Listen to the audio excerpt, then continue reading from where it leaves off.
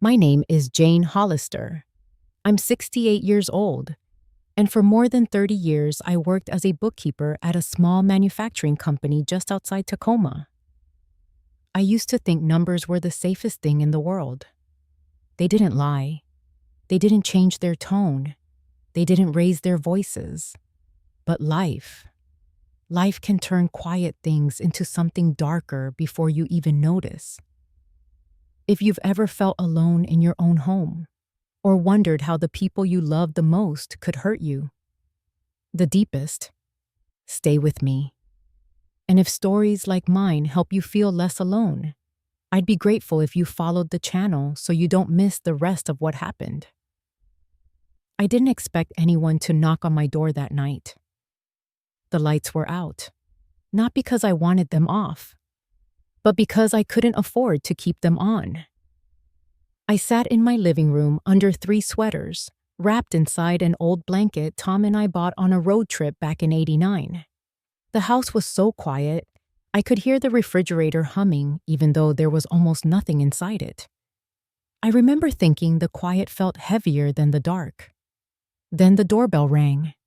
Once, then again. Sharp, echoing, impatient.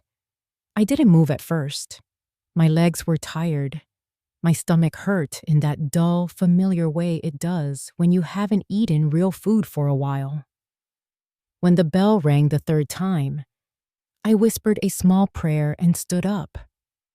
It was my son, Evan. The light from the hallway behind him spilled into my living room like a spotlight. He looked at me with his eyebrows raised, almost offended by the sight of me sitting there in the cold.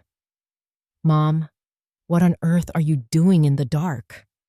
His voice filled the room before I could answer. He stepped past me, flicking switches on the wall, irritated that nothing turned on. I tried to smile. "The power company, well, I'm sorting it out." He didn't believe me. I could see it in how quickly he walked to the kitchen, yanked the refrigerator door open, and then just stood there staring. Inside was a half-empty carton of milk, a jar of mustard, and 1 lemon rolling in the corner. That lemon might as well have been a spotlight on my shame. "Mom," he said, his voice sharp. "You get $8,000 a month. 8,000. Where is it? What are you doing with it? Why are you living like this?" I opened my mouth, but nothing came out. My tongue felt thick, my throat tight. I had been asking myself the same question for months. I kept thinking, maybe I miscalculated. Maybe I paid the wrong bill.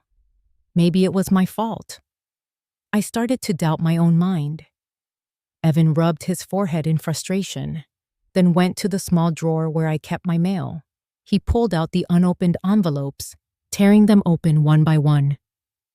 "Medical bill, overdue, electricity, suspended, water, pending shutoff. Mom, this is unbelievable." He tossed the envelopes onto the table. "This stops now." I could feel my heartbeat in my ears. He took a deep breath and looked at me with the kind of expression people use when they're pretending to be calm, but are really about to explode. "From this moment forward, I'm taking control. Everything you receive, every check, every bill, every account. I'll handle it. You clearly can't."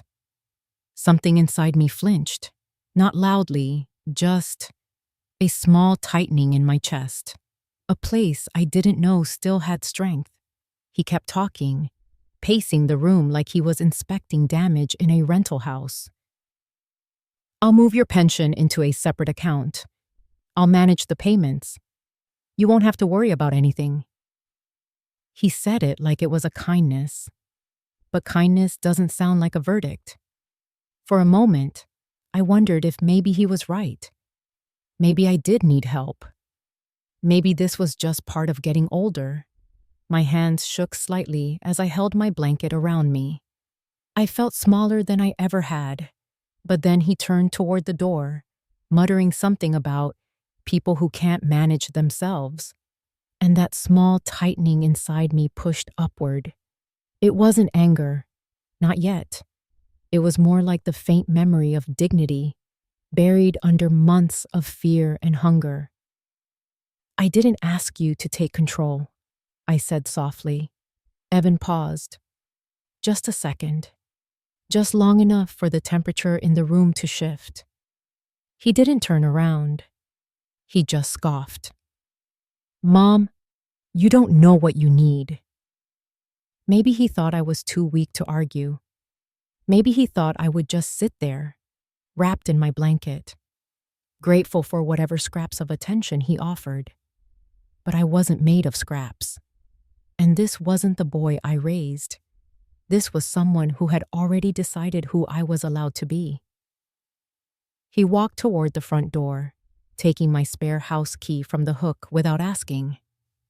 I'll come back tomorrow with paperwork. We're doing this. I watched him pull the door open, and for the first time in months, I stood up straight.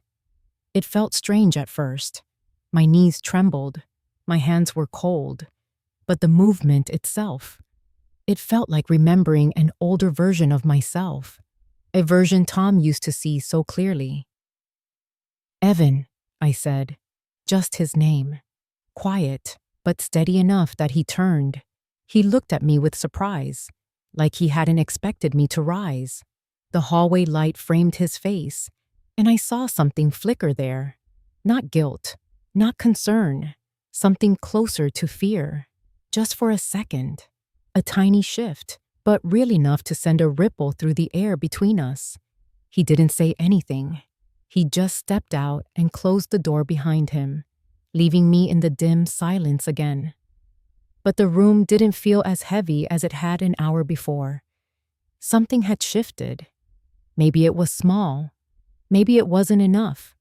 But it was a beginning, and I didn't know it yet.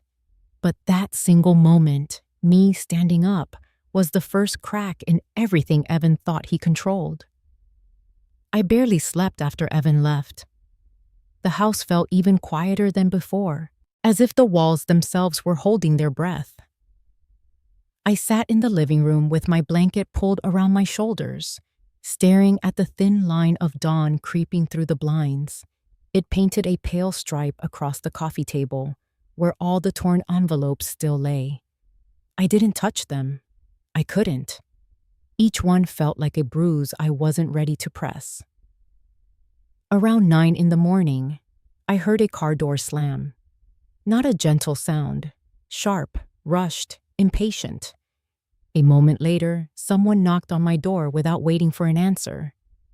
The sound jolted through the house like a warning. I opened the door slowly.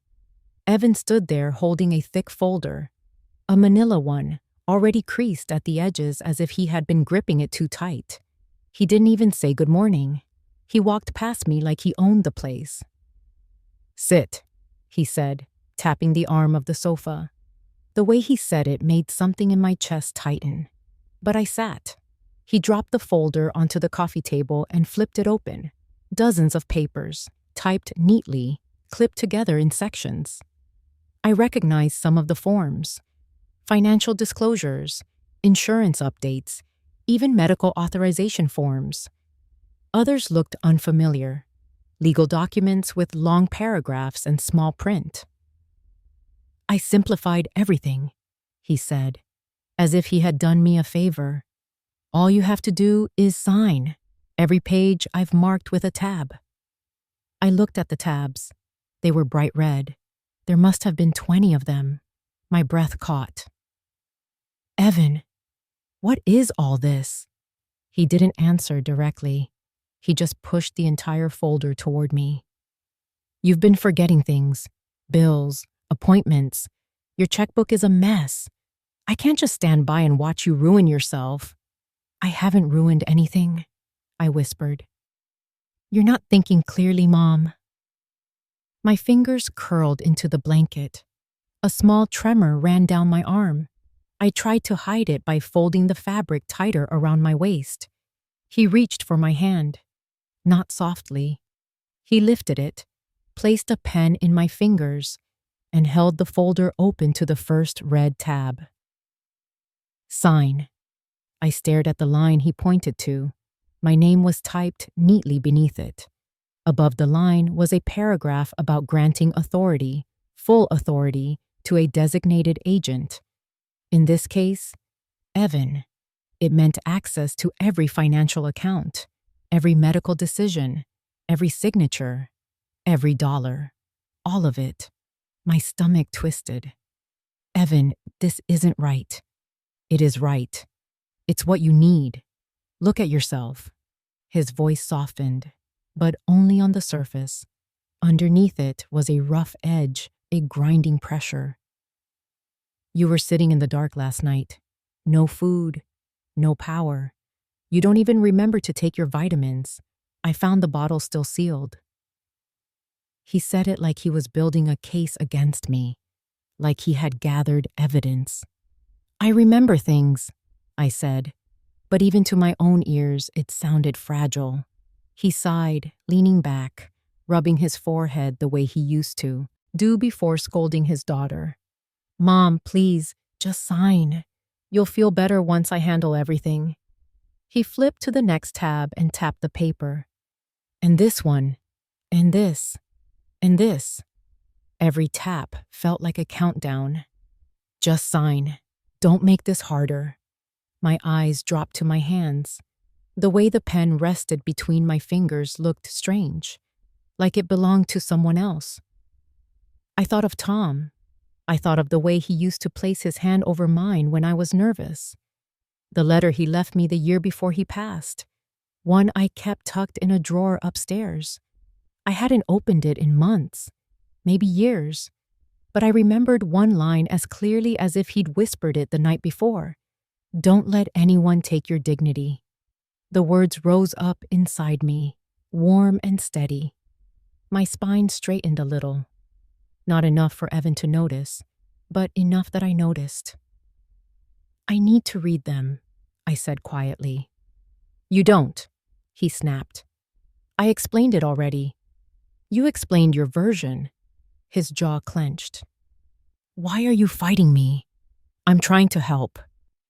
Something sharp flickered behind his eyes. Frustration, impatience, something else, something tighter. I didn't understand yet what it was, but later I would. He grabbed the pen again, pressed it back into my hand, and lowered the folder even closer. Sign, Mom. My pulse thudded in my ears. My breath felt trapped in my chest. The room narrowed until all I could see was that line, that empty space waiting for my name. But then the smallest memory brushed across my mind. Tom's laugh, warm and steady, echoing on a summer morning. I felt a tear slip down my cheek. Not from fear, but from something deeper, something waking up. My fingers loosened. The pen dropped onto the table with a small clack. I'm not signing anything today, I said, barely above a whisper. Evan froze. For a moment, he looked stunned, as if he couldn't comprehend what he'd just heard. Then his expression hardened. His voice dropped, low and cutting. Mom, don't do this. Don't be dramatic. I said no. I stood, slowly, carefully, just like last night. My legs trembled, but I didn't sit back down. I let the silence stretch between us. He stared at me, disbelief twisting into anger. He reached to grab the folder, stuffing the papers back together with sharp, irritated movements. Fine, he said, snapping it shut. We'll do it tomorrow, and I'm keeping your house key. You clearly can't be trusted to manage anything on your own. He walked to the door. His steps were heavy, each one striking the floor like a warning. Before he stepped out, he turned toward me. For the briefest moment, I thought I saw something vulnerable in his eyes, something like fear, but then it vanished beneath the frustration. You'll thank me later, he said. Then he left. When the door closed, the house sank back into silence, but it didn't feel quite the same as yesterday. The air was still cold, The room still dim, but inside my chest, something warm had begun to stir. Something small, something stubborn, something that refused to disappear. After Evan left, the house felt hollow, as if his voice had scraped the walls on the way out. I stayed standing for a moment, gripping the arm of the sofa to steady myself. My legs were weak, my hands cold. I sat down slowly, pulling the blanket over my knees. I tried to breathe, but every breath tasted like fear and something else, something close to shame. I reached for the small notepad on the coffee table. I used to write every expense in it, even when it was just $1 for milk. Lately, the pages were too empty. I stared at them, wondering how a life could shrink so quietly. I didn't plan to call anyone. I didn't want anyone to know how things looked inside my house. But silence has a way of unraveling you, one thread at a time. At exactly 2:37 in the afternoon, my phone lit up beside me. Lydia. Her picture flashed on the screen, the one where she was standing on a pier, her hair blowing in the wind, laughing so freely it almost hurt my heart. I hesitated. She always sensed things too quickly, too sharply. I didn't want to burden her. She lived 2 hours away. She had a job, a life, a world I didn't want to weigh down. But my hand moved on its own and pressed accept. "Mom?" Her voice was warm, crisp, steady. Everything mine wasn't. "I tried calling last night. Are you okay?" I swallowed. "I'm fine, sweetheart." She paused. I could hear her thinking. Lydia never just swallowed an answer. She dissected it like she was pulling threads apart to see what was underneath. "You don't sound fine," she said softly. "I'm just tired. Long night." Another pause. Shorter. Sharper. "Is Evan there?" she asked. "No," I whispered. "What happened?" I looked toward the kitchen. The open refrigerator door showed the same 3 things: the milk, the mustard, the lemon. It glowed in a pale yellow square of light, accusing and silent. "Mom," Lydia repeated, her tone rising. "Why is your voice shaking?" I pressed my hand to my chest. My heart felt thin, like it was trying to hide behind my ribs. "It's nothing, honey. He just visited." Her breath hitched. Not loudly, but enough. "He didn't take your wallet again, did he?" I closed my eyes. She remembered. She always remembered. The time 6 months earlier when I thought I'd misplaced it, only to find out later he'd taken it to sort things out. I told myself then that it wasn't intentional, that he meant well, that he was stressed. "He brought papers this morning," I said, my voice barely audible. "What kind of papers?" "Legal ones." There was no silence this time. Lydia reacted instantly. "Mom, did you sign anything?" "No, I didn't." She let out a breath I could practically feel through the phone, warm and fierce. "Good. Don't sign anything. Not one page. Not even a sticky note." I tried to smile. "I wouldn't sign a sticky note." "This isn't funny," she said, her voice shaking now, not with fear, but with anger. "Mom, what exactly did he bring?" I looked at the folder still sitting on the coffee table. The red tabs stared back at me like open mouths. "He said he needed to take control," I whispered. The line went dead silent. Not a pause, not hesitation, just silence so deep I thought the call had dropped. "Lydia?" I asked. Then I heard it. The sharp rustle of keys, the rush of movement, the unmistakable sound of a car door flinging open. "I'm on my way," she said. "Sweetheart, no. You're 2 hours out. Don't." "Mom, I can hear your heater clicking in the background." I froze. I didn't even realize it was still trying to turn on. That hopeless clicking sound had become so familiar I'd stopped hearing it, but she heard it instantly, like it was a scream. "That noise," she said, her voice tight, "means your heat is off." "It's fine. I have blankets." "It's October, Mom." I pulled the blanket tighter without meaning to. "Really, honey, you don't need to come all this way." She ignored that entirely. "Did you eat today?" I looked toward the kitchen again. The empty counter, the bowl where I used to keep apples, the silent stove. "I had tea," I said. "Tea is not food. It's warm." "Mom." Her voice broke on that single word. Not fully, not dramatically, just enough that it reached something inside me I had been holding shut for months. "I'm coming," she said. "I don't care how long the drive is." "Lydia." "No, this isn't up for debate.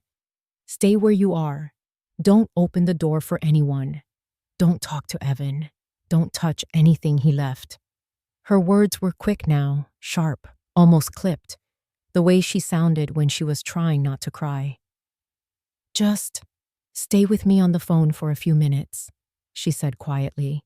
I nodded even though she couldn't see me. "Okay." We stayed on the line.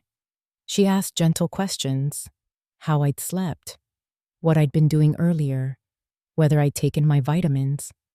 I answered honestly, even when the truth felt small. At one point she said, "Mom, I'm sorry I didn't notice sooner." "No," I whispered. "You have your own life. I didn't tell you anything. You shouldn't have had to."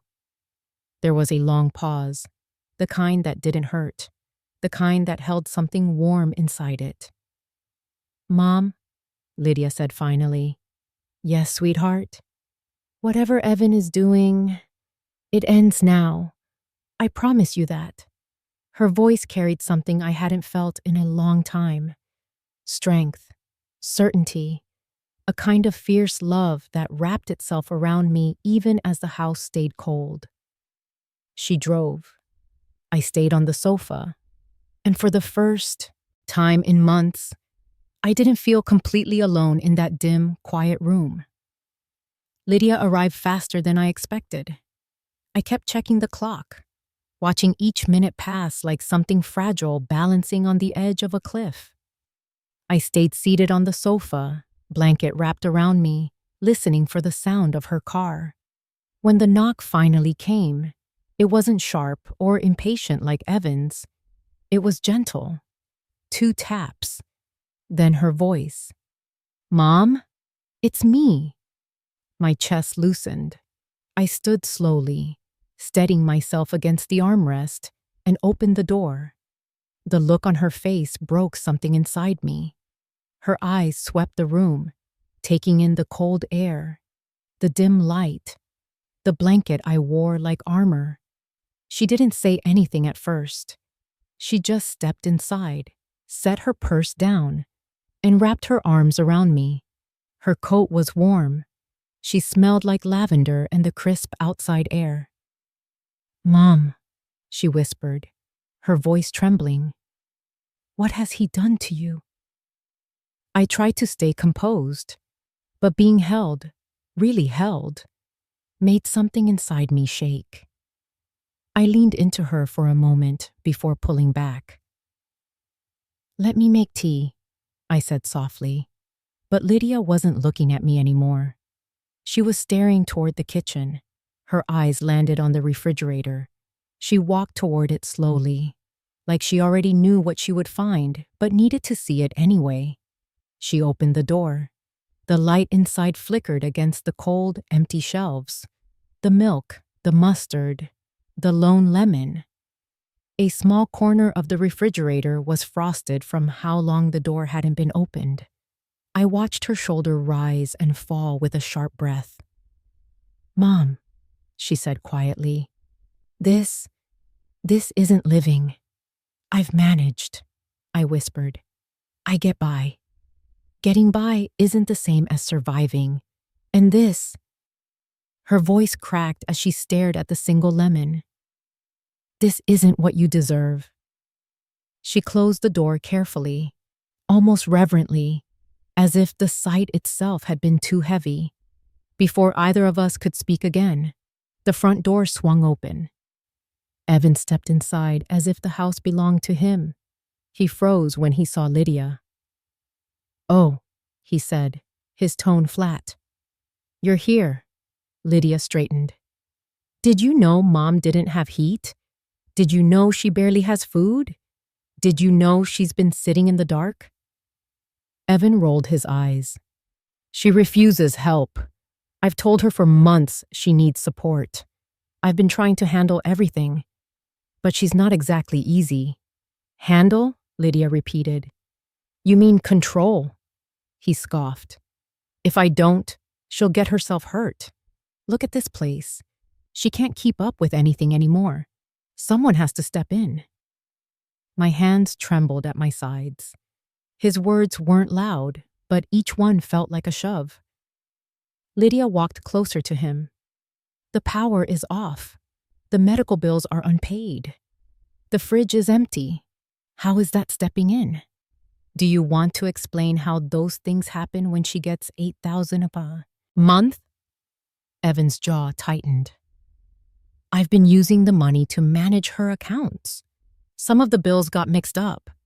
It's not her business to track every detail." "It's her money," Lydia snapped. He shrugged. "She wouldn't know what to do with it anyway." The sentence hit me like a cold gust of wind. I felt something deep inside me tighten. Not fear this time. Something older.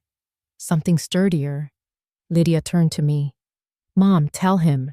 Tell him how long this has been happening." I swallowed. My voice came out small. "A few months." Evan smirked. "See?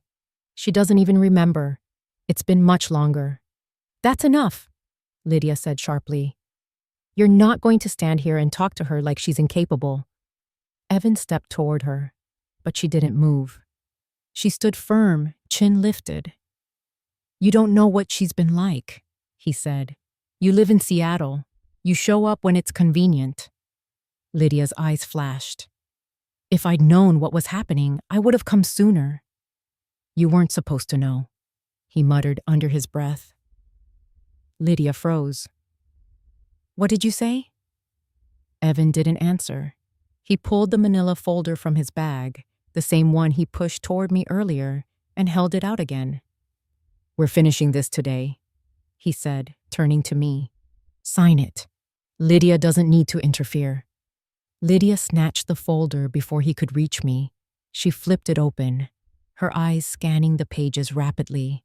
With every page she turned, her expression darkened.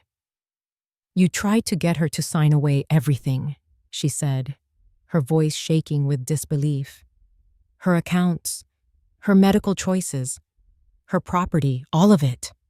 It's called responsibility," he snapped.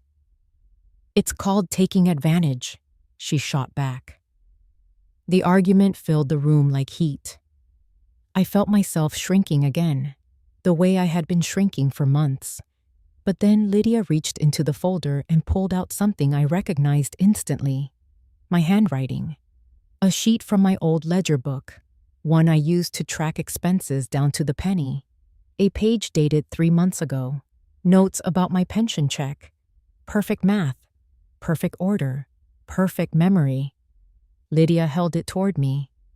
"Mom, this proves you're not confused. This proves you've been aware. You wrote this." I nodded slowly. "Yes, I did." Evan stepped forward quickly, trying to grab the paper. Lydia yanked it back. "Let go," he demanded. "No," she said, her voice fierce. "This ends now." He waved his hand dismissively. "You don't understand what's really going on." But I could feel it now. The fear I'd been swallowing for months was thinning into something sharper, something that didn't shrink. I took a breath. "Evan?" He stopped. I stood up, not rushed, not shaky, steady. "You don't get to take my life from me. I said. The words weren't loud, but they filled the room. Not my home, not my money, not my decisions. For the first time since he walked in, Evan looked unsettled. His eyes flicked from my face to Lydia's, then back to me. A crack opened in his expression, thin but unmistakable. "You've made a mess of things," he said, trying to regain control. "And now I have to fix them." "No," I whispered. "You caused them." He stepped back. Lydia looped her arm around me, grounding me, steadying the moment. "We're leaving," she said. "Pack a bag, Mom." I blinked. "Leaving?" "Yes," she said softly. "You're staying with me." Evan's face hardened. "She's not going anywhere. I'm the one in charge here." "No," Lydia said. "You're not." I looked at Evan one last time, and maybe it was the angle of the light, or the way the truth had finally pushed into the room, but I saw something shift in his eyes. A brief, sharp flash of fear. Not fear for me, fear of losing control. Lydia grabbed my coat, guiding me toward the door. My legs trembled, but each step felt like reclaiming something I thought I had lost for good. As we walked out, I didn't look back, and Evan didn't follow. The ride to the emergency room was quiet, except for the soft hum of Lydia's car and the occasional sound of her trying not to cry. She kept one hand on the wheel and the other resting near my knee, as if afraid I might disappear if she didn't keep me within reach. I held my blanket around my shoulders even though the car was warm. My body felt too light, almost hollow, like it could fold in on itself if I wasn't careful. "Are you cold?" she asked softly. "A little." She turned up the heat without another word. Outside, the gray October sky pressed down on everything. Rain threatened but didn't fall, hanging above us like a thought someone couldn't finish. When we reached the hospital, Lydia helped me out of the car. I hated that she had to. My legs were weak, my balance unsteady. I felt old in a way I had never let myself feel before. Inside, the harsh fluorescent lights made everything too bright, too sharp.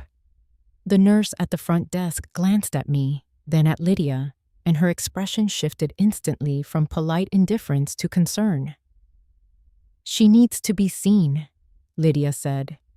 The nurse nodded and led us to triage. I tried to insist I could walk on my own, but Lydia stayed close, her hand at my back, steadying me. When we reached the small room with the scale, I felt my stomach twist. I didn't want to step on it, I didn't want to know, but the nurse was gentle. "Whenever you're ready." I inhaled slowly and stepped onto the scale.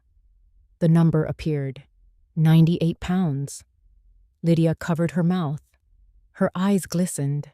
I looked away. The nurse wrote the number down quietly, her face softening the way people do when they realize something is deeply wrong. She checked my pulse, my blood pressure, my temperature. Each result made her eyebrows pulled tighter. "You're dehydrated," she said, "and your blood pressure is too low. We're going to bring you back for some labs." I nodded. Lydia squeezed my hand. In the exam room, the overhead lights buzzed faintly. The paper sheet on the table crackled when I sat. A doctor entered, a woman with calm eyes and a steady voice. Her badge read, Dr. Maxton. She greeted me gently, as if meeting someone fragile. "What brings you in today, Jane?" she asked. I opened my mouth, but the words tangled. Lydia stepped in. "She hasn't had proper food in weeks, maybe longer. Her heat is off. She's been alone. And there have been financial issues." Dr. Maxton nodded, her expression tightening with concern. "Jane, have you been feeling dizzy? Weak?" "Yes," I whispered. "Any falls?" "Almost, but I hold on to the walls." She made notes. Her pen moved quickly, each stroke quiet but steady. "We're going to run some tests," she said. "Blood work, vitamin levels, hydration markers, and I'm going to request an APS consult." "What's APS?" I asked. "Adult Protective Services," Lydia said softly. "It's just to make sure you're safe." I felt something inside me shrink. Safe. Such a small word. Such a heavy one. A nurse came in to draw blood. She tied the band around my arm and I looked away. My skin felt paper thin under her hands. While she worked, Lydia reached into her purse and pulled out her phone. She started recording, not in an intrusive way, but quiet, steady, purposeful. She filmed my chart, the scale reading, the nurse's remarks, all the things that proved what had been happening wasn't imagined. "Why are you recording?" I asked softly. "Because nobody's going to question you again," she said. "Not after this." A few minutes later, the door opened again, and a woman stepped inside. Medium height, dark hair in a low bun, eyes that looked like they had seen too many stories like mine. Her badge read Diane Markov. Social Services. She sat down in the chair beside me. "Jane, I'm here to talk to you. Just you. Not to accuse anyone, not to cause trouble, just to make sure you're okay." Her voice was soft, but carried an undercurrent of strength. I trusted her immediately. She asked Gadapanit gentle questions. What my days looked like, who handled my bills, whether I had access to my own bank account, when I last bought groceries. Each question felt like peeling back a layer I had been hiding under.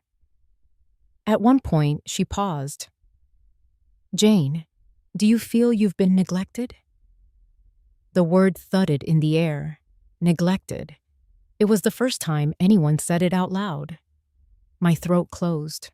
I stared at my hands, the thin veins, the shaking fingers. I don't know," I whispered.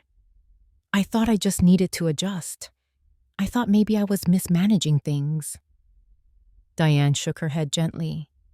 "You're not the problem here. And you're not imagining this." Something warm and painful rose in my chest. Lydia reached over and held my hand. Dr. Maxton returned with the first set of results. "Your vitamin D is critically low. B12 is nearly depleted. You're anemic, and your glucose levels suggest you haven't eaten a full meal in days."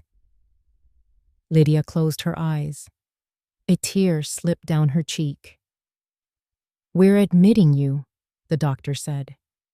"Just overnight. You need fluids, supplements, monitoring." I nodded, though the thought of staying in a hospital frightened me. The last time I'd been hospitalized was when Tom passed. The memory clung to me like a cold wind. Lydia leaned close. "I'm not leaving you." "Neither am I," Diane said. "I'll be filing a report today." I looked between them, my daughter, fierce and trembling, and the social worker, calm but unwavering. Something settled in me then, a realization that I wasn't invisible. I wasn't crazy. I wasn't failing. I was being seen. After the doctor stepped out, Lydia stood, walked to the corner of the room, and filmed the IV bag, the monitor displaying my weight, the paperwork taped to the board. Her hands were steady even though her voice shook. "This is going to matter," she said softly.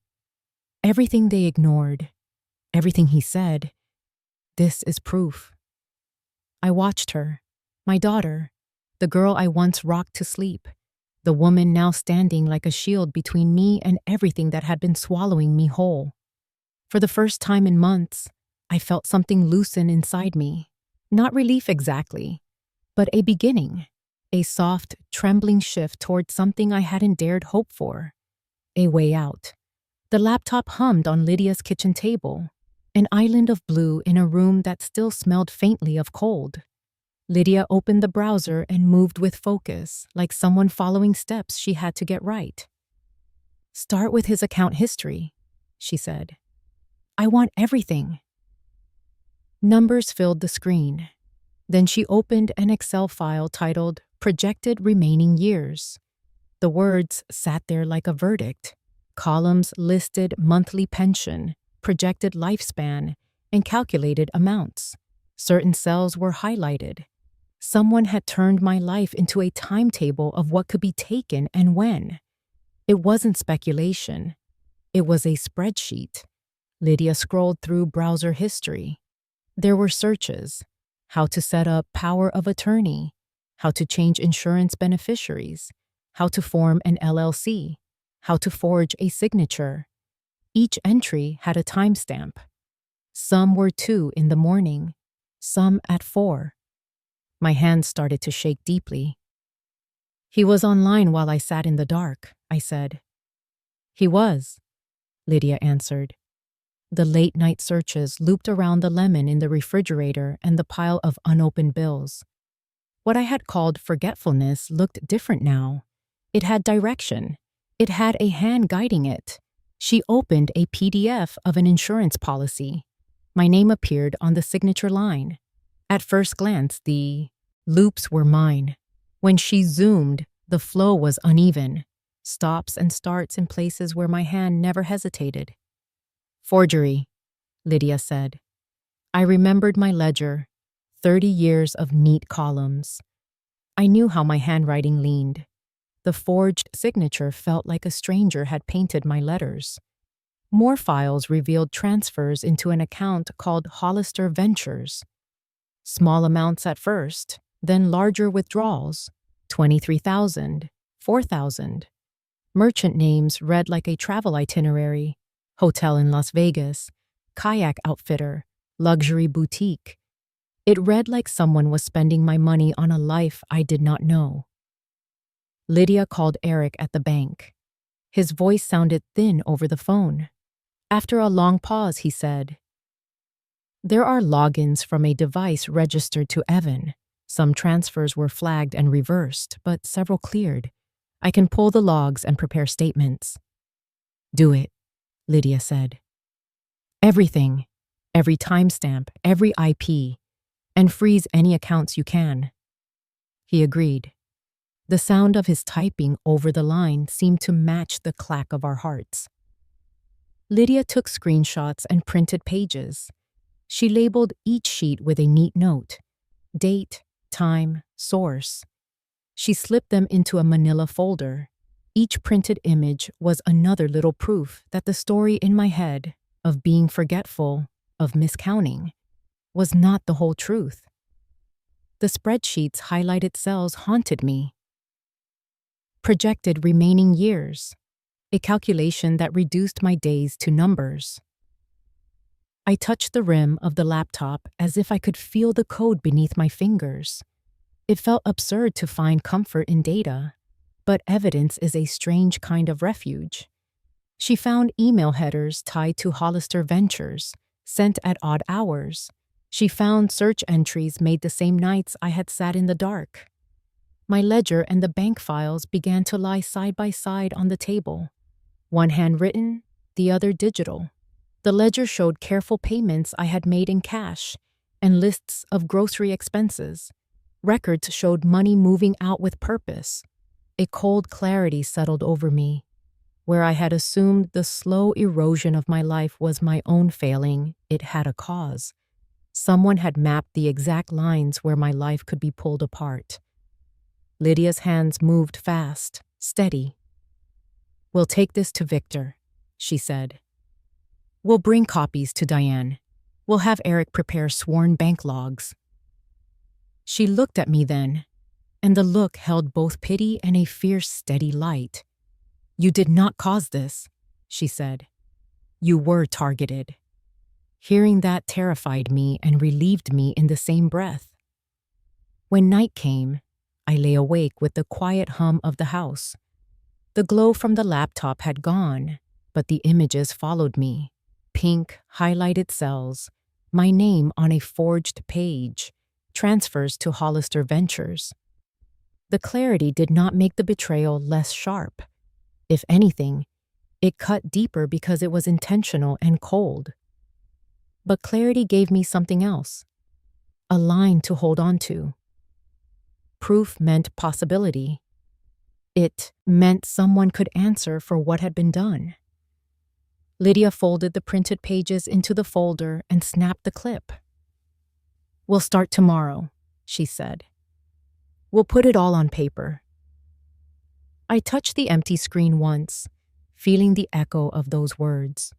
The room felt less accusing and more like a place where someone might finally listen. I kept thinking about the lemon in the fridge and the empty bread bag. Small things that had felt like failures were actually signs. Every night I had sat alone in the dark. He was awake planning how to pull the threads. It felt like a map. Yet watching Lydia collect proof, screenshots, printed logs, labeled evidence, made me feel less like a victim and more like someone with a voice. The ledger I had kept for decades sat beside the records, and together they made a case I could finally trust. I no longer blamed myself. Victor Grant's office sat on the corner of a quiet street, the kind with old brick buildings and neat flower beds planted by someone who cared about small details. Lydia parked in front, her jaw set, her eyes forward. I could tell she was rehearsing every fact we had uncovered, trying to keep anger from swallowing the clarity we needed. Inside, the reception area smelled faintly of coffee and old paper. A woman with silver-framed glasses greeted us and led us down a hallway to an office filled with bookshelves and sunlight. Victor stood when we entered. He was in his early 50s, his hair graying at the temples, his expression calm in a way that made you exhale without trying. "Jane," he said, offering his hand. "I'm glad you're here." I shook it gently. His grip was warm, steady. Lydia set the thick folder onto his desk. "We brought everything we found." He nodded. "Good. Let's take our time." We sat across from him as he opened the folder. He spread the documents across his desk. Bank logs, search history screenshots. The spreadsheet titled Projected Remaining Years, the forged insurance policy, the record of transfers into Hollister Ventures. Evidence lay between us like puzzle pieces forming a picture none of us wanted to see. Victor leaned back in his chair, fingers steepled beneath his chin. "Jane, before we talk about anything else, I need to know how you've been feeling. Any memory loss, confusion, difficulty managing daily tasks?" I shook my head. "No, I've been overwhelmed, hungry, cold, but my mind is clear." He nodded slowly. "Then I'd like to schedule a cognitive assessment, not because I doubt you, but because it protects you. If anyone tries to claim you're unable to make decisions, I want proof that you are." "Evan," Lydia said. The name left her lips like a weight. Victor didn't look surprised. "Your son?" I nodded. "He's been trying to get her to sign documents giving him control," Lydia added. "He brought a stack of papers yesterday."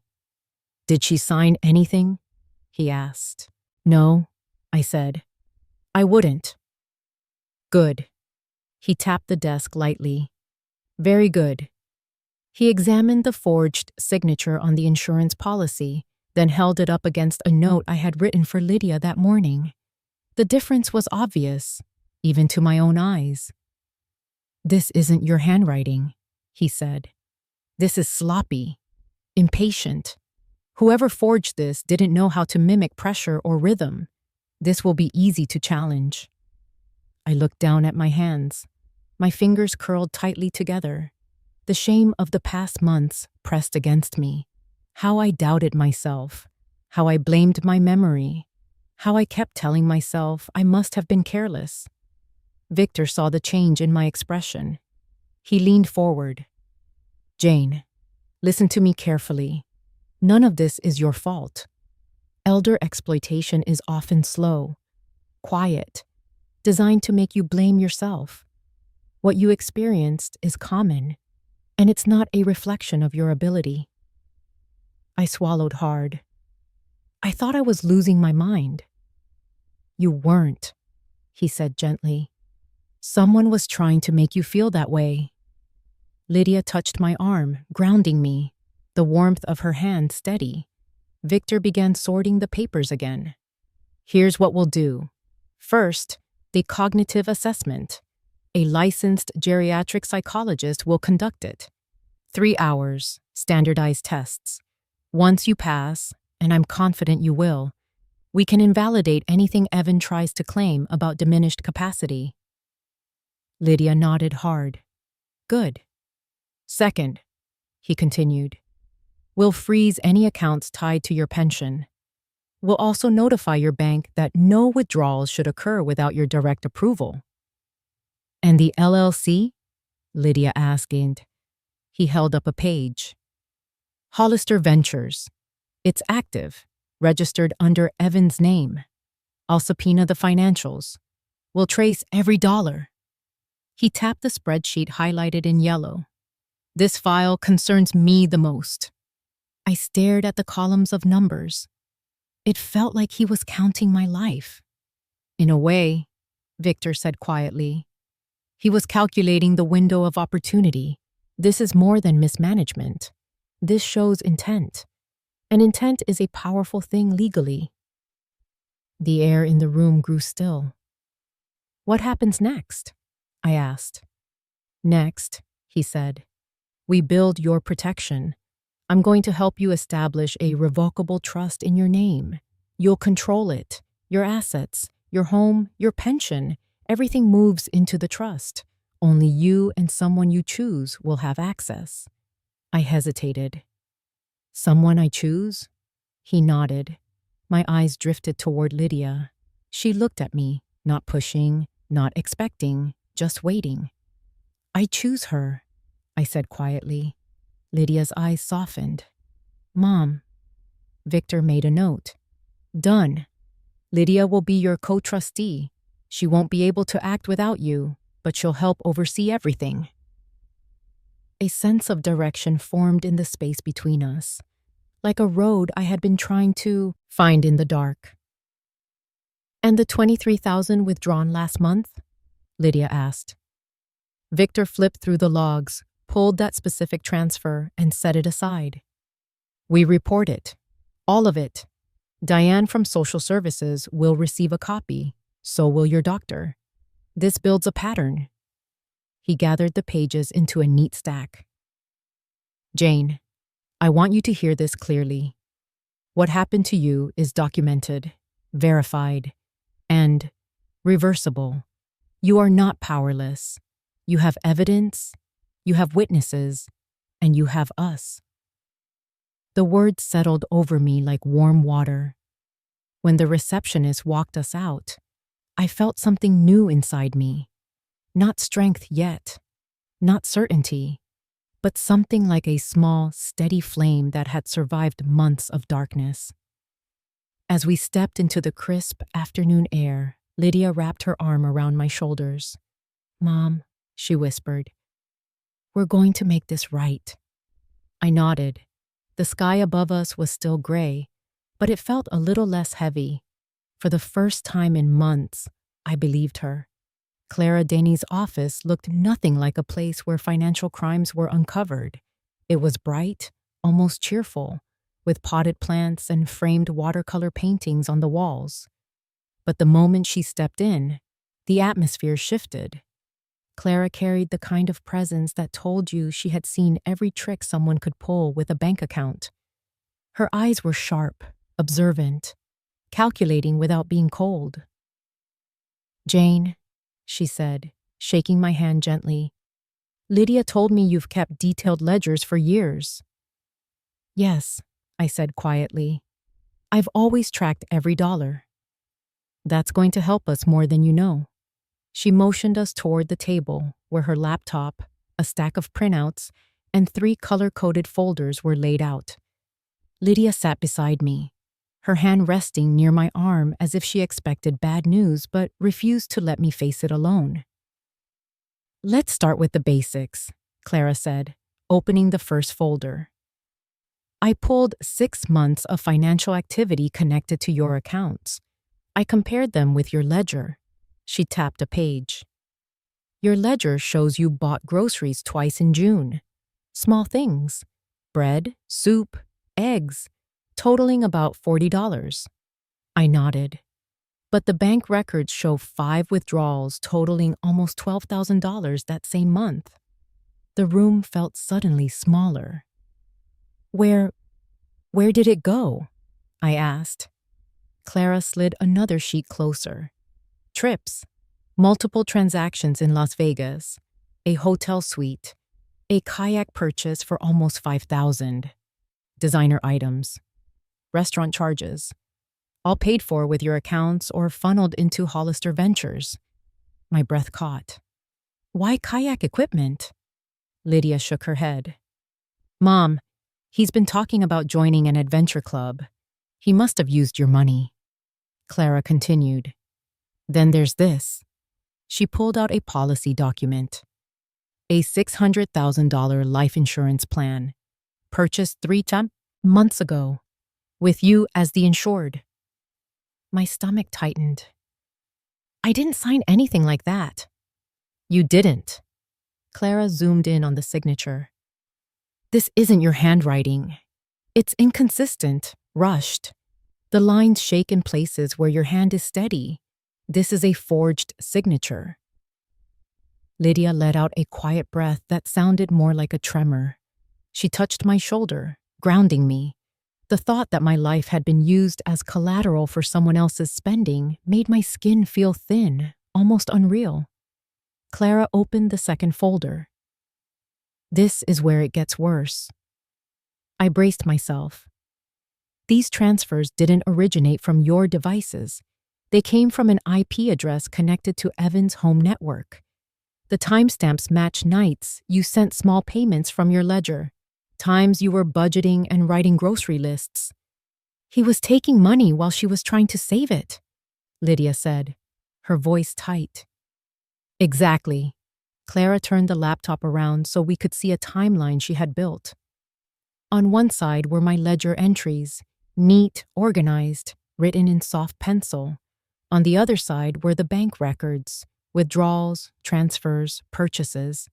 She had aligned them by day, sometimes by hour. "The contrast is clear," Clara said. "This isn't simply mismanagement. This is deliberate diversion." The room felt cold despite the warm light coming through the windows. "Is there more?" I asked, fearing the answer. Clara clicked a tab on her screen. "There is someone else involved, a banker named Eric Barlow." My heart sank. "The young man at my local branch?" Clara nodded slowly. "He deleted logs tied to Evan's withdrawals, not many, but enough to show he interfered." Lydia gasped. "Why would he do that?" "He claims he was pressured. Evan convinced him your account needed discretion, and that you had approved certain transactions but didn't want a paper trail." She paused. "Eric says he regrets it, deeply." She opened a statement Eric had signed. It detailed the deleted logs, the requests Evan made, the times he bent the rules. His words were shaky, remorseful, as though he knew keeping silent any longer would ruin him as well. "Will he testify?" Lydia asked. "Yes," Clara said. "He's already agreed. Fear makes people hide. Guilt makes them speak."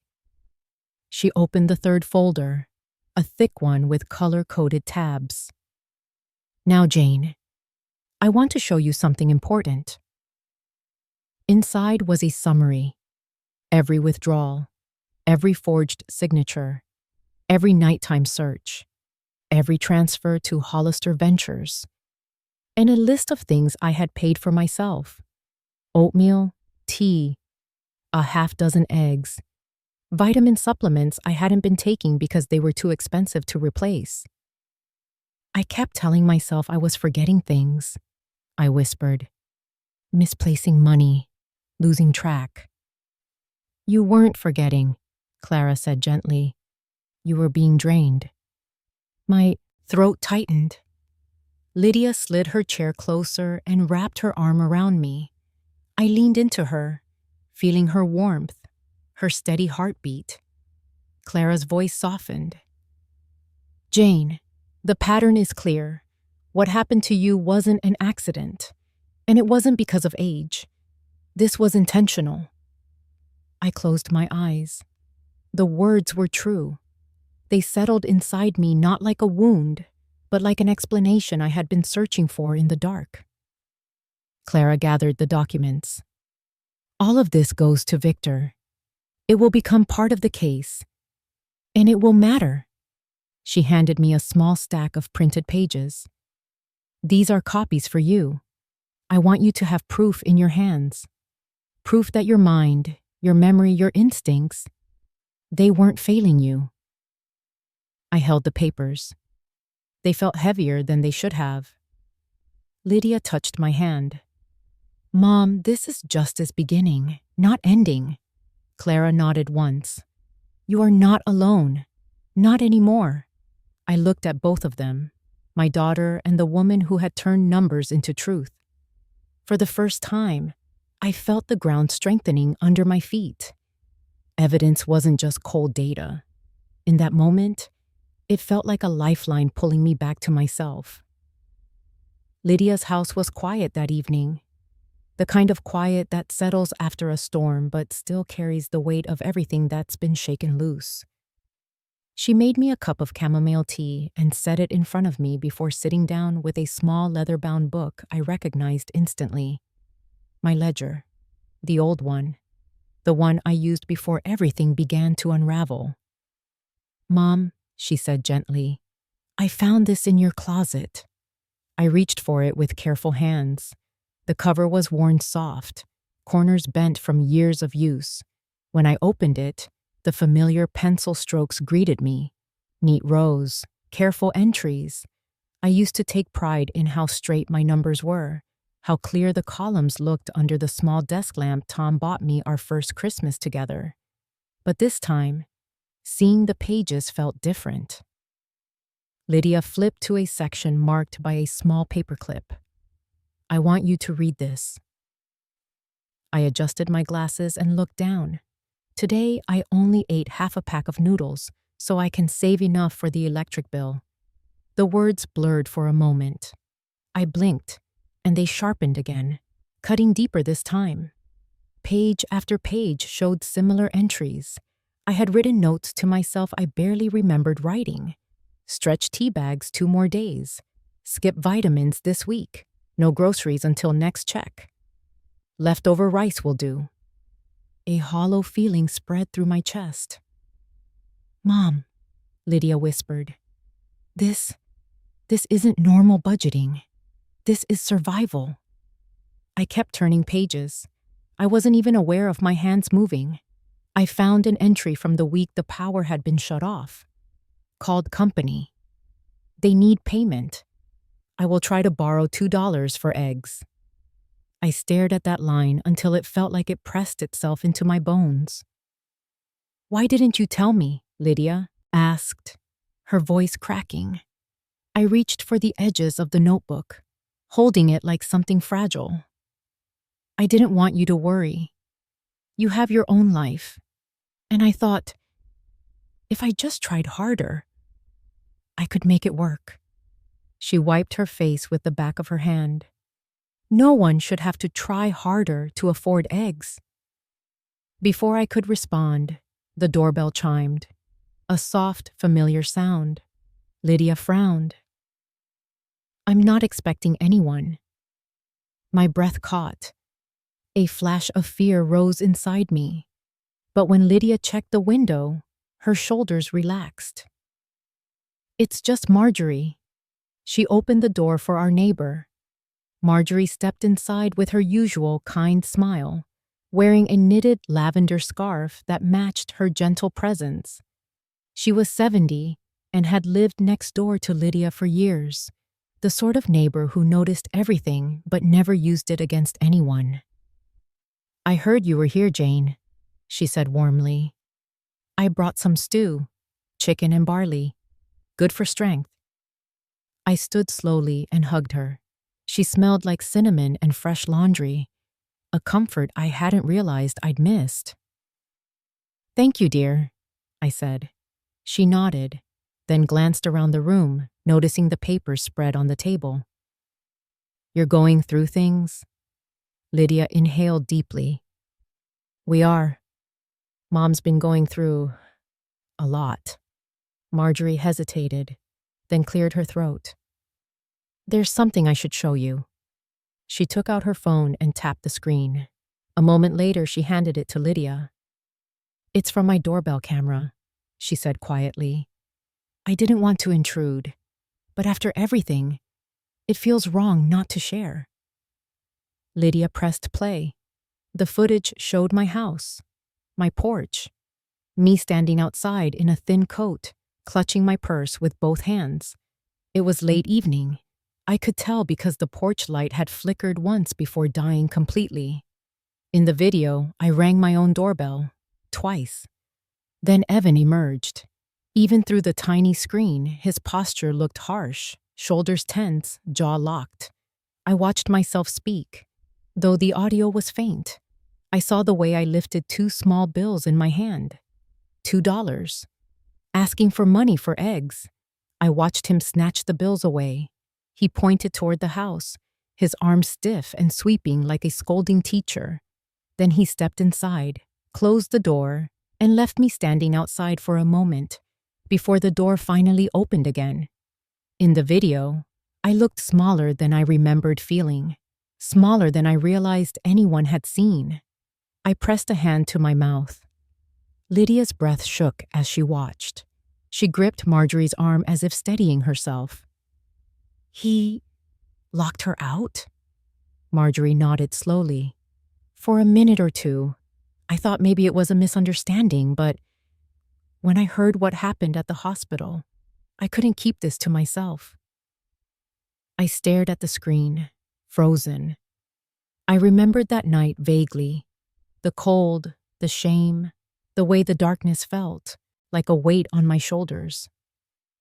But seeing it from the outside, seeing myself standing there with 2 crumpled bills like a stranger begging at her own door, it broke something inside me I hadn't even realized was intact. "I didn't know anyone saw that," I whispered. Marjorie squeezed my hand. "Sometimes we see things we wish we didn't, but truth is better out in the open than hidden." Lydia's voice trembled. "Mom, he humiliated you." My legs gave way slightly, and I sank back onto the chair. I felt exposed, but strangely, I didn't feel alone. The ledger, the video, the stew on the counter, they all felt like pieces of a puzzle I had been trying to solve in the dark. And now the picture was taking shape. "Mom," Lydia said softly, crouching beside me, "this isn't your shame. This is his." I nodded slowly, tears sliding down my cheeks without me realizing. The ledger in front of me showed how hard I had fought to survive. The video showed how far he had gone to take control. Both together told a truth I could no longer hide from. For months, I had lived inside a fog of doubt, fear, and exhaustion. But now, the fog was lifting, and painful as it was, I could finally see what had been done to me. Lydia's house felt tighter that night, as if the walls themselves sensed what was coming. The evidence folder sat on the dining table like a living thing. Pages of numbers, screenshots, medical reports, and Marjorie's doorbell video ready to spill out the moment someone opened it. I sat nearby, hands folded, trying to steady my breathing. Lydia hovered close, moving with the tense, precise steps of someone preparing for impact. We didn't know when Evan would show up. We only knew he would. And he did. The pounding on the front door shook the air, loud enough to rattle the picture frames. Lydia and I exchanged a glance. I felt my shoulders tense. A moment later, the door flew open, and Evan stepped inside without waiting to be invited. His face was flushed, eyes sharp, movements jerky. "You took her?" he demanded, pointing at me like I was a missing object. "You had no right." "Mom, get your stuff. We're leaving." I stayed seated. Lydia stepped between us, planting herself like a barrier he couldn't cross. "She's not going anywhere." "You don't get to make that decision," Evan snapped. "She's my mother." "And you've been exploiting her," Lydia fired back. Evan blinked, caught off guard by the word. "Excuse me?" Lydia didn't respond with an argument. She simply picked up the folder and laid it on the kitchen counter. Then she flipped it open. The pile of evidence spread across the surface like a quiet storm waiting to break. Evan stared at it, swallowing hard. "What is all this?" "Sit," Lydia said. "I don't take orders from you." "Then stand," she replied. "But you're going to listen." I watched his jaw tighten. For a moment, I thought he might leave. But he didn't. He stayed. He planted his feet as if anchoring himself to the floor, bracing for whatever he thought we had. Lydia started with the simplest page, a printout of the bank withdrawals. She held it up. "You took $23,000 out of Mom's account last month." Evan scoffed. "I was organizing her finances, consolidating." "You don't know what you're talking about." "Then why were the transfers made at 2 a.m. from your device?" His mouth opened, then closed. His eyes flicked toward the window, anywhere but at the paper. Lydia set the withdrawals aside and picked up the spreadsheet, the one titled Projected Remaining Years. She unfolded it slowly and placed it in front of him. "What is this, Evan?" He barely looked at it. "Budgeting." "No," Lydia said, her voice rising. "This is calculating how long you could drain her account. This has nothing to do with budgeting. This is planning." "It's not what it looks like." "It looks exactly like what it is."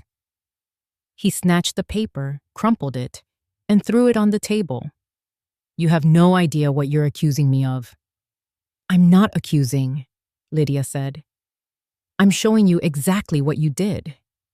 She opened the next folder, the forged signature, the policy in my name, $600,000. Evan's composure faltered. His shoulders stiffened. His throat bobbed. "That's not... I didn't..." "Save it," Lydia said. She held up the enlarged copy of the forged signature. "We had this compared. It doesn't match Mom's handwriting, not even close." "It's hers," he insisted, but his voice was thinning. "It's not," I said softly. He finally looked at me. "Mom, you don't understand." "I understand more than you think," I answered. His lips pressed into a line. Lydia set the forged document aside and reached for the pages that devastated me the most. My own handwriting, my ledger entries, the words I wrote when no one was watching. She slid the open book toward him. He glanced at it, then glanced away. "What is this supposed to prove?" "That while you were using her money in Las Vegas and buying kayaks," Lydia said, her voice trembling, "Mom was recording that she only ate half a pack of noodles so she could afford the electric bill." His face drained of color. "It's not what you think," he said quietly. "Then what is it?" Lydia demanded. He didn't answer. She reached for Marjorie's phone, already cued to the doorbell footage. She pressed play.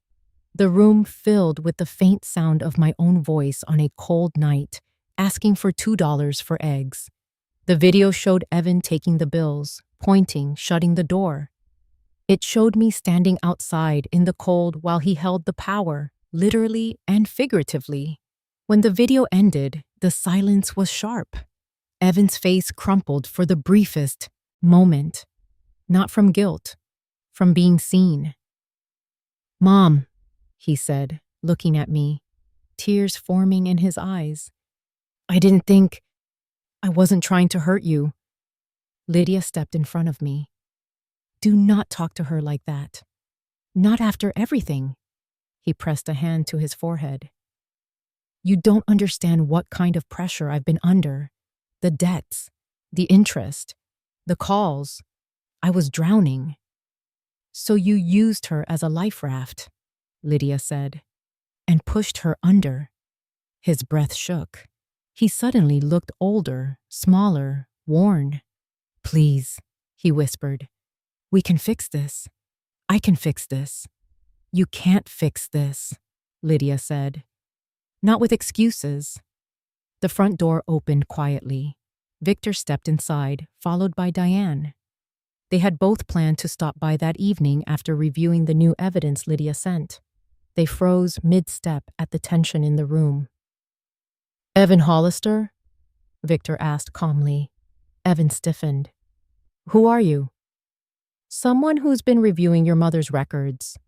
Diane moved forward. "I'm here because your mother has been identified as a victim of neglect. We're opening a formal case." Evan's eyes widened. "Victim? She's not. This is exaggerated. These are lies." Victor set his briefcase on the table and opened it. "There is more than enough documentation. Financial, medical, video, eyewitness accounts." "This is insane," Evan muttered. "No," Victor said simply. "This is accountability." Evan looked at me again, desperation now replacing defensiveness. "Mom, tell them. Tell them it's not what they think." I swallowed. My chest tightened. My hands shook, but I forced myself to stand. Lydia steadied me, but I stepped forward on my own feet. "It's exactly what they think," I said softly. Evan flinched like I had struck him. Lydia moved beside me, grounding me with her presence. Victor rested a reassuring hand on his folder. Diane prepared her notepad. And Evan, my son, the boy I once carried on my hip, looked at all of us like a man cornered by the truth. He didn't shout. He didn't fight. He simply walked out, quietly, as if leaving the room could somehow undo what had already been exposed. I sank back into my chair, trembling from the weight of everything that had finally been spoken aloud. Lydia knelt beside me. "It's okay, Mom." But it wasn't okay. Not yet. It was something else. It was the beginning of justice. The next morning began with 3 envelopes on Lydia's porch, each stamped with the same stark red label across the front. Certified mail. The delivery driver must have come before sunrise. The envelopes lay there like warnings, quiet, heavy, impossible to ignore. Lydia picked them up carefully, as if the paper might burn her fingers. "They're from Victor," she said. "All of them." My stomach tightened. "Is this normal?" "It's necessary," she answered. "And overdue." She set the envelopes on the kitchen table, the same table where we had reviewed the evidence that split open everything I believed about my life. Lydia pulled out a small knife and slid it under the first envelope seal. Inside was a letter addressed to Evan, a formal request for restitution, $160,000. My breath caught in my throat. The number didn't look real on the page. It looked like something pulled from someone else's life, not mine. But it was mine. All the little amounts siphoned without my knowledge, all the transfers, all the purchases, the many months of hunger, the cold, the missing checks, my ledger entries, the $2 for eggs. Every humiliation had a $sign now. Lydia squeezed my hand. "He has to face what he did," she whispered. She opened the second envelope. This one was colder. A formal notice of a criminal investigation opened with the Washington State Attorney's Office. Charges listed in quiet typeface: financial exploitation, identity misuse, unauthorized withdrawals, forgery. I felt my pulse flutter. My vision wavered for a second. Criminal, I whispered. Lydia nodded. Mom, this isn't just about the money anymore. It's about what he did to you. I placed a hand over my chest. The air felt too thin to breathe. How had my life reached this point? How had a boy I held in my arms, a boy I raised, a boy I prayed for, become someone an entire legal system needed to confront? Lydia opened the third envelope. This one was short. A notice stating the cancellation and invalidation of any power of attorney documents previously presented in Evan's name. A declaration that I was mentally competent. A legal prohibition preventing him from accessing any account belonging to me. Lydia's voice softened. This one means you're safe. I let out a shaky breath. Safe, I repeated, tasting the word as if trying to believe it. Later that afternoon, Lydia brewed coffee while I sat at the table reading each letter again. The house felt heavier, filled with truths that could no longer be ignored.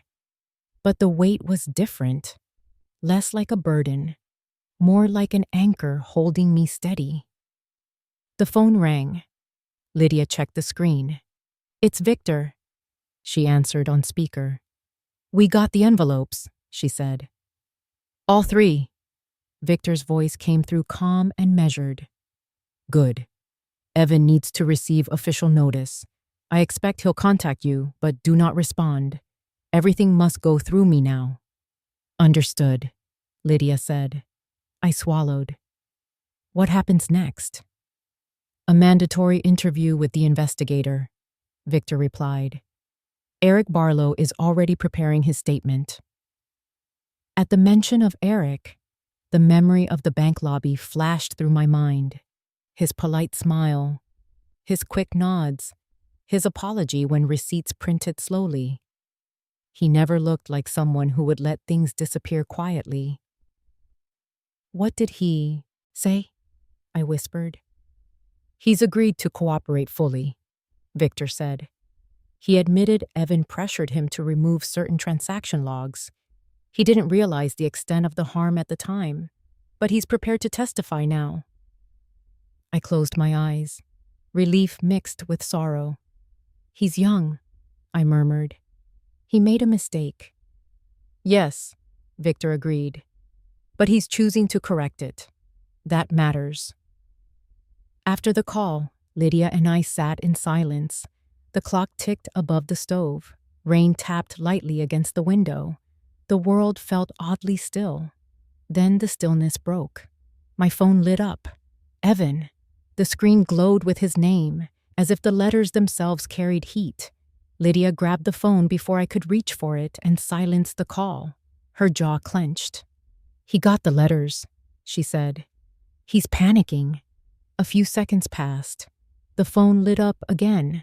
Then a text appeared. Mom, please call me. Please. I messed up. I didn't mean for things to go this far. Another message. You don't understand the pressure I was under. I didn't have a choice. Lydia stared at the screen with disbelief. He didn't have a choice? He had every choice. More texts came. Please don't let them take this to court. Let me fix it. I can fix it. I promise I'll change. Just talk to me. Please. My hands shook.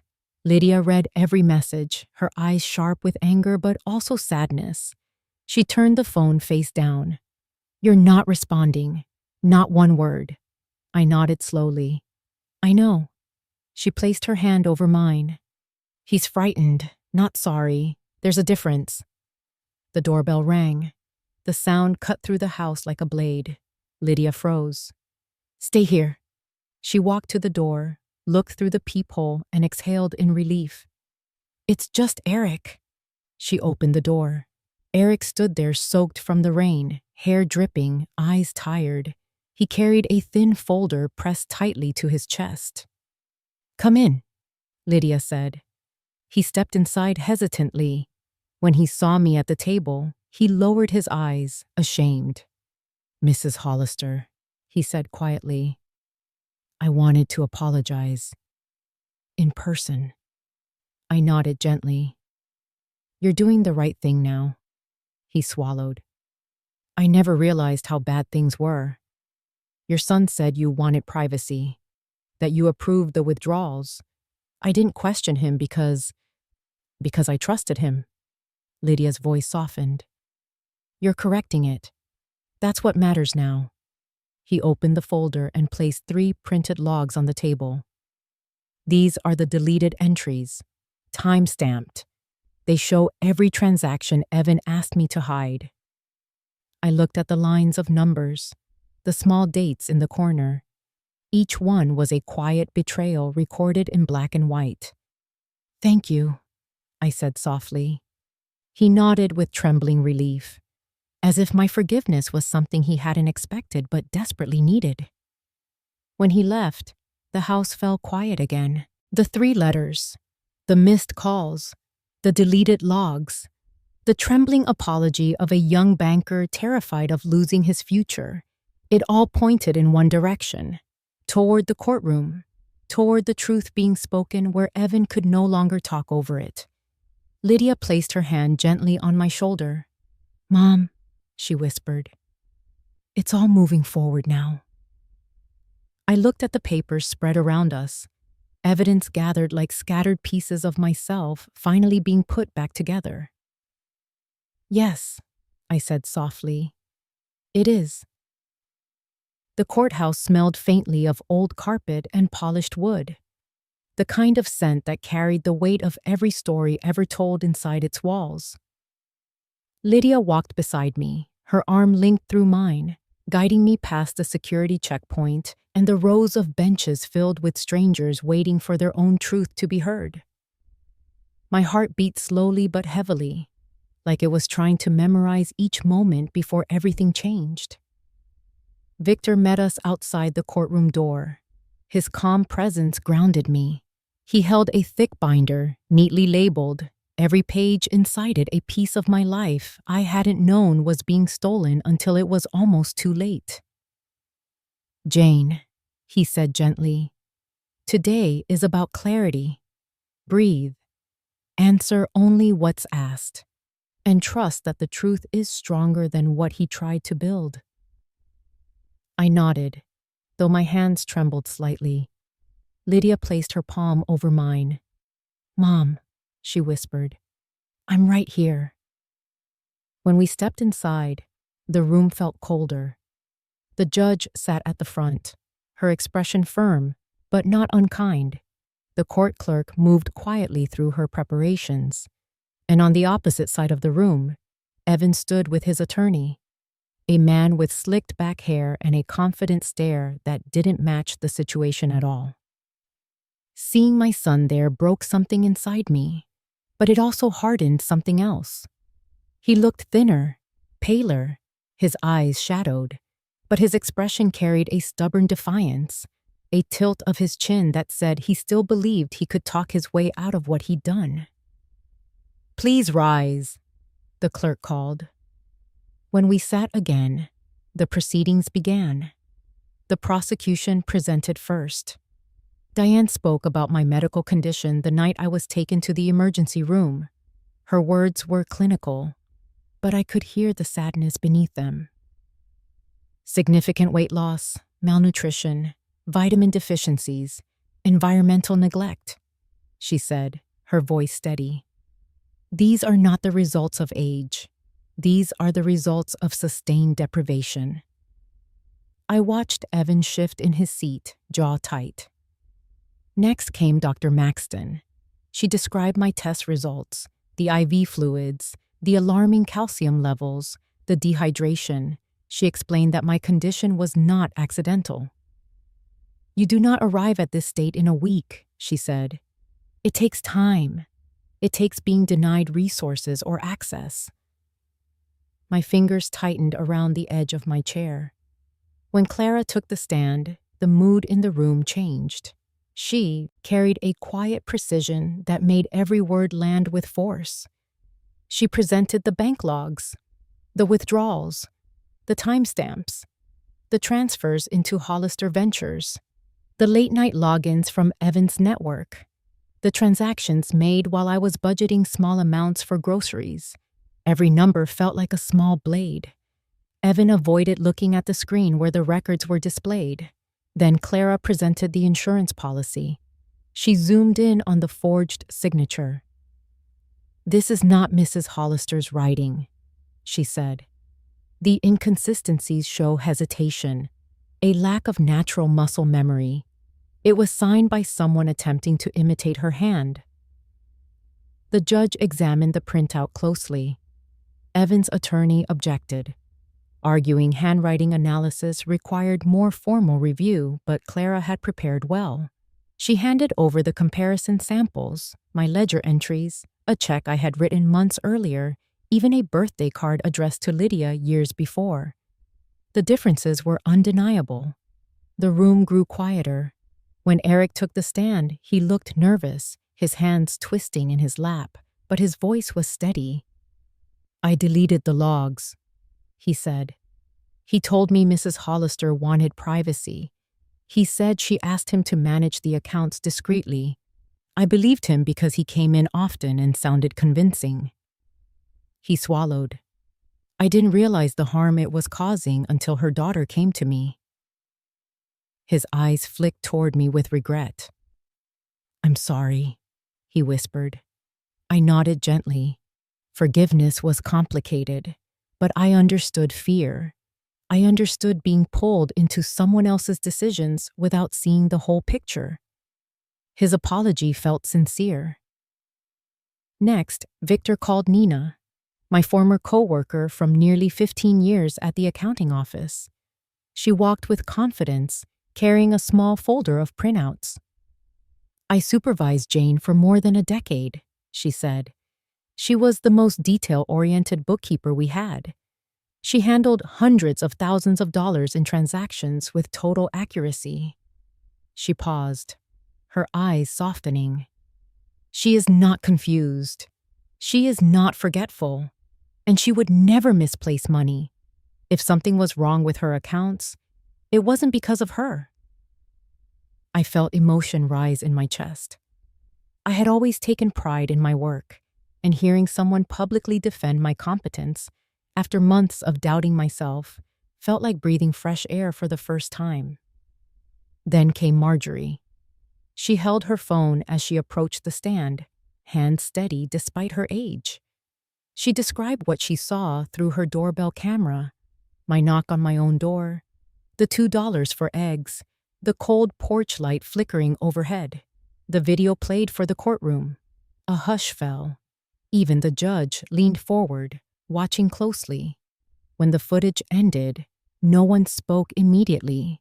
It felt like something heavy had been set in the center of the room. Then it was time for Evan. He stood slowly, adjusting his tie. His attorney whispered something to him before he approached the witness stand. His eyes were red. His voice betrayed a tremor. "I didn't mean to hurt her," he said. "I made mistakes. I was overwhelmed. I was trying to fix my life, and I didn't think it would get this far." He tried to defend himself, claiming the documents were misunderstandings, the withdrawals temporary, the insurance policy just precaution. He insisted he had never meant harm, but each explanation fell apart under questioning. When Victor stepped forward, he placed the printed spreadsheet on the table between them. "Tell the court why you created this file," he said calmly. Evan looked down. His voice dropped to nearly a whisper. "I was desperate." The courtroom echoed with the silence that followed. The judge reviewed all the evidence, her expression unreadable. My heart felt like it was holding its breath. When she finally spoke, her voice cut through the tension like a blade. "Mr. Hollister, The evidence presented shows a clear and deliberate pattern of financial exploitation and neglect. The court finds you guilty." The words settled into the air like stones dropped into deep water. "Your sentence is 3 years in state custody, followed by restitution payments totaling $450,000. I heard Lydia inhale sharply. My chest tightened, not with triumph, but with a strange ache, a mixture of grief and justice intertwined. As the bailiff moved toward him, Evan turned slightly, looking at me. For the first time, there was no anger in his face, only brokenness, and maybe something like regret. But I couldn't reach for it. Some distances were too wide now. The courtroom doors opened. Light spilled inside. And I realized something. I was free. The weeks after the trial felt strangely quiet, as if the noise of everything that had happened had finally settled into a soft hush around my life. Lydia insisted I stay with her a little longer, and I agreed. I wasn't ready to return to an empty house full of memories and shadows. Not yet. Healing needed space, and Lydia's home gave me that. The gala invitation came in a plain white envelope. No glitter, no fancy print. Just simple black lettering asking me to speak at an event hosted by the Regional Elder Advocacy Group. Monica Chin, the reporter who had interviewed me after the trial, had helped arrange it. "They want to hear your story," Lydia said as she read it. "Really hear it." I touched the paper, feeling its weight. "Do I have anything worth saying to a crowd?" "You have everything," she whispered. The night of the gala arrived on a cool evening at the community center, where soft lights hung overhead like suspended stars. People in modest suits and dresses gathered around tall tables, speaking in low tones. Some nodded at me with warmth, others with recognition. I wasn't used to being noticed. I had spent most of my life quietly doing the right thing, never thinking anyone beyond my family cared what happened to me. But now, people looked at me as if I were carrying something important. Monica approached, her camera crew trailing behind. "Jane, we're so grateful you came," she said, tapping my arm lightly. "Your story helped spark a local fundraiser. Did you know that?" I blinked. "For what?" "For emergency support for older adults living alone," she said. "Your experience opened people's eyes. It made them want to act." The thought stunned me. All I'd wanted was to survive. I never imagined my suffering could become someone else's lifeline. A volunteer guided us to the front row. Lydia sat beside me, smoothing my sleeve as if preparing me for something delicate. The host stepped to the microphone and welcomed the crowd, then spoke a few short words about resilience and community, and then he called my name. My legs felt uncertain as I stood. Lydia squeezed my hand. "You're ready," she said. As I walked up the small steps to the stage, the lights warmed my face. I took my place behind the podium, looking out at a sea of faces, some kind, some curious, some carrying their own quiet stories behind their eyes. I took a breath. "My name is Jane Hollister," I began. And for a long time, I thought silence was the safest place to live. The microphone carried my voice gently across the room. The audience leaned in. I used to believe suffering quietly was better than burdening the people I loved. I thought if I tightened my belt, skipped meals, and rationed my tea, it would be enough. I thought the dark, the cold, the empty fridge were signs of me losing my way. My throat tightened, but I didn't stop. But they weren't signs of age. They were signs of being taken from, bit by bit, dollar by dollar, day by day. A hush settled over the room, dense but tender. I continued. I kept a small notebook, my ledger. I wrote down every penny I spent. One page said I ate half a pack of noodles so I could keep the lights on. Another page said I tried to borrow $2 for eggs. I paused, feeling the weight of those words. I didn't know anyone else would ever read those pages, but when my daughter found them, she saw what I couldn't admit. I looked at Lydia in the front row. Her eyes were shining. "There are people who will tell you you're confused," I said softly. "People who will tell you you're imagining things, or that you're a burden, or that you don't understand your own life anymore. But sometimes the truth is simple. You're not losing your mind. Someone is taking advantage of your silence." I felt a tremor of strength rise inside me. I'm standing here because my daughter fought for me, because neighbors paid attention, because professionals listened, because the truth mattered more than my fear. A soft murmur moved through the crowd. And if you are someone who is going through something similar, or someone who suspects a friend or a parent is struggling, please don't look away. Sometimes the smallest act, a knock on the door, a question, a warm bowl of stew, can be the first thread that pulls a person back to safety. My voice wavered, but I kept going. When my case went public, I expected people to judge me. Instead, they reached out. Some offered help. Some shared their own stories. Some said they felt braver because I spoke up. I never thought a woman like me, quiet, ordinary, someone who liked numbers and tea, could make a difference. I smiled faintly. But maybe making a difference doesn't require being extraordinary. Maybe it just requires surviving and telling the truth. The audience rose slowly to their feet, their applause washing over me like warm rain. My breath broke, not in fear this time, but in a kind of release. Lydia wiped her eyes and clapped with both hands, her face glowing with pride. As I stepped down from the stage, Monica approached again. "That was beautiful," she said. "You just gave voice to so many who don't have one." I thanked her quietly, my heart full in a way I hadn't felt in years. When we returned to Lydia's home that night, something happened that made everything feel symbolic in a way I never could have planned. A small plant I had brought with me, a frail one that had wilted back at my cold house, was sitting in the corner near the window. It had struggled for months, leaves curled inward, soil dry despite my careful watering. But tonight, a single white bloom had opened. Soft, bright, alive. Lydia gasped. "Mom, it's blooming."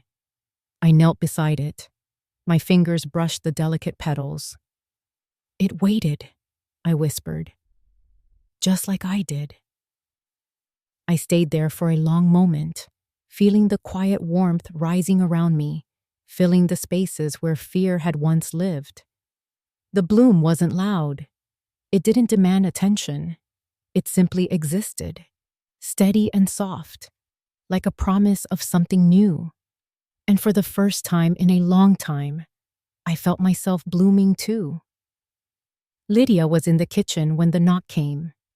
A soft, hesitant sound, barely more than a tap, the kind of knock someone uses when they're not sure they should be there at all. I was sitting on the couch, folding a blanket across my lap, enjoying the faint scent of lavender from the gala still lingering in my clothes. My body felt lighter these days, not fully healed, not entirely steady, but lighter, like the weight pressing on my chest had finally learned to loosen its grip. Lydia peeked through the window.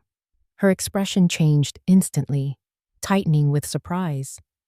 She turned to me slowly. "Mom, it's Evan." A coldness slipped under my skin. Not the sharp, biting cold from my old house. This was different. This was a chill made of memory. "Do you want me to send him away?" she whispered. I swallowed. "No, let him in." Lydia opened the door, but she didn't step aside. She stood in the doorway, creating a quiet barrier between us until she knew exactly why he had come. Evan looked different, thinner, shoulders slumped, clothes wrinkled, as if pulled from a drawer in a hurry. His eyes were tired, ringed with dark circles, and he held a single folded envelope in his hand. "Hi," he said quietly. His voice was nothing like the confident tone he used to carry. It sounded worn, frayed at the edges. Lydia didn't move. "What do you want?" "I need to talk to Mom." "That depends on why you're here." He lowered his gaze. "Just a few minutes, please." I nodded gently. "It's all right, honey. Let him in." Lydia stepped aside, but didn't leave my side. Evan took 2 steps inside, then stopped as if unsure he had the right to go farther. He looked at me, and the emotion on his face was something I hadn't seen in years. Not anger, not pride, not defensiveness. Something softer. Something lost.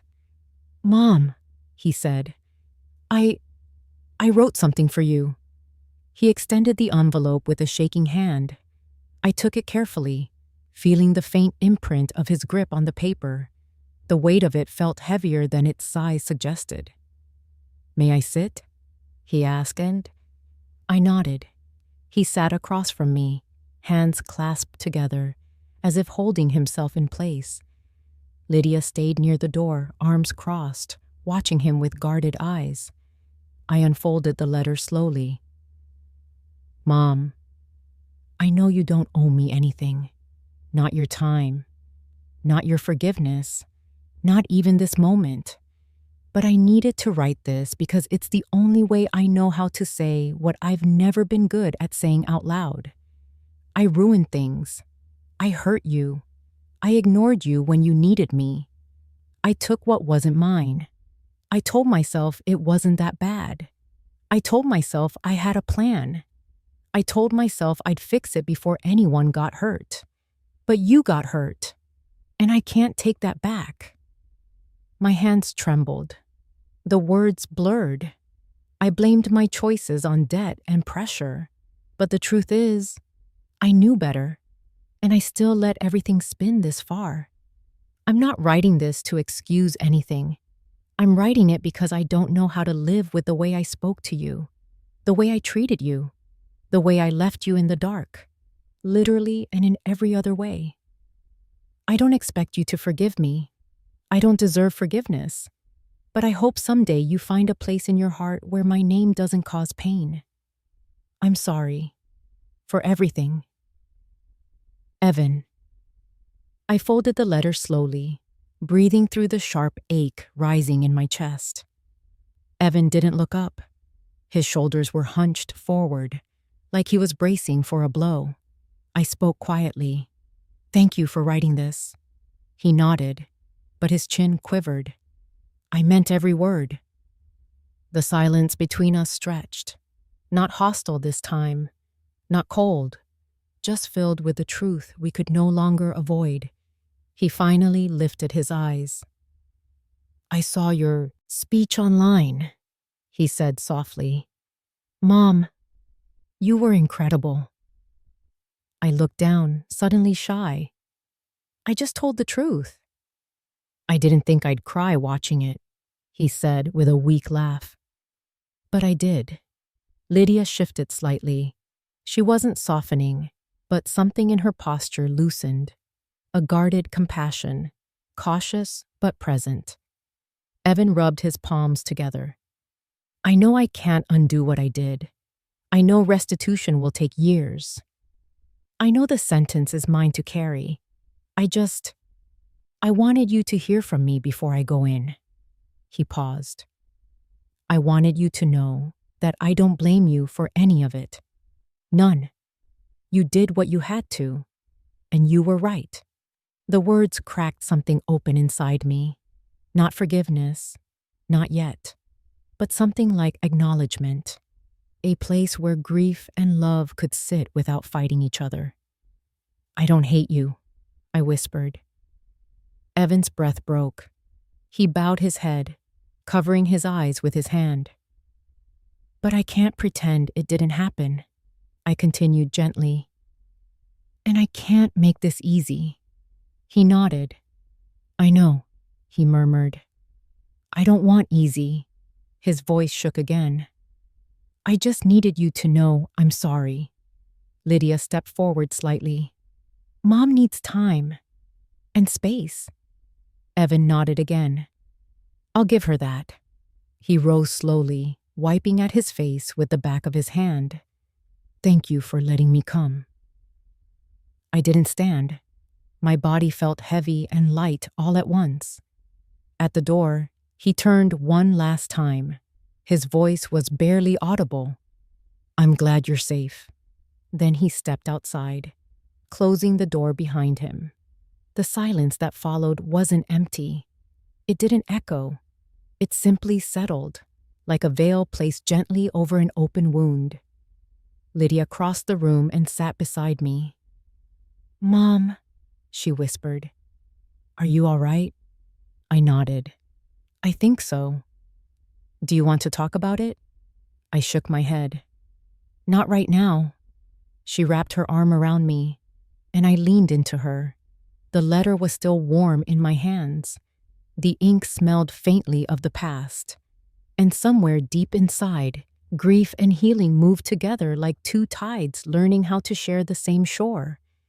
There was no reconciliation, no happy ending, no sudden mending of years of hurt. Only truth, only accountability, only the first quiet step toward a future that didn't include pretending.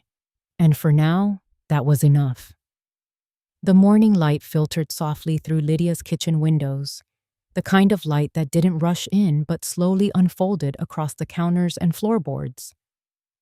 I sat at the table with a warm mug between my hands, feeling the steam drift up to my face. The world felt quieter now, not because nothing was happening, but because everything inside me had finally found a slower rhythm. Lydia walked in with her hair still damp from a shower. You slept better last night, she said gently as she poured herself coffee. I did, I replied. First time in a long while. She smiled, and for a moment, we simply sat together, listening to the faint hum of the refrigerator and the chirping of birds outside. Ordinary sounds, safe sounds, the kind of sounds I used to take for granted. After breakfast, she drove us to the small office where Victor had set up the final paperwork for the trust. The building was modest, with a slate blue exterior and a small garden out front. The flowers were beginning to bloom even though it was still early spring. Tiny signs of life pushing through the soil, stubborn and hopeful. Inside, Victor greeted us with a warm handshake. Jane, he said with a nod. This is the last step. We sat at a round table while he reviewed the documents. My name appeared at the top, steady and unquestioned. Lydia's name followed as co-trustee. For the first time in months, I felt control settle back into my own hands, quiet, steady, grounded. This means Evan cannot access anything, Victor explained. Your home, your pension, your savings, all protected. I nodded, absorbing the finality of it. Thank you, I said softly, for everything. He closed the folder with a gentle click. You did the hard part, Jane. You spoke up. Those words carried more weight than I expected. I realized then that speaking up wasn't something I had done all at once. It had happened slowly, piece by piece, in every small moment where I finally said no, in every truth I allowed myself to see. When we left the office, the sun had grown brighter. Lydia held my arm as we walked to the car, but I felt something inside me straighten. A posture not of fear, but of recovery. On the drive home, we stopped at the nursery just outside town. Lydia wanted to buy herbs for her garden, but something else caught my eye. A small white flowering plant with delicate petals that seemed to glow in the morning light. Mom? She asked, noticing where I was looking. I'd like this one, I said. She smiled.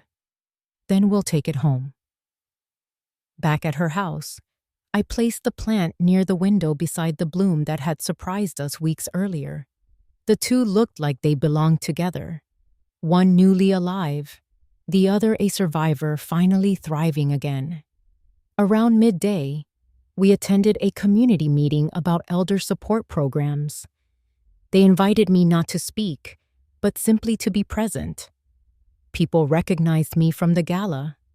Some approached with gentle words. Thank you. You helped my mom. Your story made me pay attention. I listened quietly, humbled in a way that felt almost tender. One woman, maybe in her 70s, clasped my hands and whispered, I thought I was alone. You're not, I told her. Her eyes softened, glistening at the edges. She squeezed my hands again before walking away. Later that afternoon, Lydia and I walked through the small park near her house. The trees rustled softly, their branches stretching toward the sky as if waking from a long sleep. Children played in the distance, their laughter drifting through the air like a melody. I breathed in slowly, letting the fresh scent of grass fill my lungs. We sat on a bench overlooking the pond. Ducks drifted lazily across the water, leaving ripples that shimmered in the light. Do you ever think about going back to your house? Lydia asked gently. I looked at the pond, watching the sunlight ripple. Maybe one day, I said. But I don't feel the need to hurry. She nodded. Take all the time you need. We sat in comfortable silence. The breeze brushed against my face, cool and clean. For the first time, the quiet didn't feel like a warning. It felt like rest. As the sun dipped lower, Lydia received a call. She stepped away for a moment, speaking in a low voice. When she returned, her expression was thoughtful. That was Pastor Nolan, she said. He asked if we'd like to help with a volunteer program for seniors who live alone. He said your story inspired the idea. I felt my heart lift softly. I'd like that, I whispered. And I meant it. Helping others felt like the natural next step. Not as repayment for what happened to me, but as a way to lay something new over the old wounds, a way to make meaning from the months of darkness. That evening, when we returned home, Lydia turned on the porch lights. The warm glow spilled across the pathway, inviting and gentle. I paused before stepping inside, letting the brightness wash over me. Inside, the air smelled like roasted vegetables and thyme. Lydia started dinner while I tended the plants near the window. The two blossoms swayed slightly in the faint breeze from the open pane. I reached out and touched one of the petals. Soft, cool, steady. Behind me, Lydia set the table. Mom, she said softly, I'm proud of you. I turned to look at her, a warmth spreading through my chest. I'm proud of us. After dinner, I stepped onto the porch alone. The sky had shifted into deep shades of blue, stars appearing one by one like small promises. I wrapped my shawl around my shoulders and watched the night settle softly over the neighborhood. Across the street, a car slowed briefly. A familiar silhouette sat behind the wheel. Evan. He didn't get out. He didn't call. He simply watched for a few seconds, then drove away slowly, almost respectfully. I stood still, my hand resting on the railing. I didn't wave. I didn't cry. I didn't turn away. Some distances are meant to stay, not out of punishment, but because survival sometimes requires space. Healing sometimes requires separation. I inhaled deeply, letting the cool air fill my lungs. Then I whispered into the night, to myself more than anyone else. Justice isn't loud. It's steady, and sometimes it blooms. Inside, the white flowers by the window trembled softly in the evening breeze, blooming quietly, just as I was.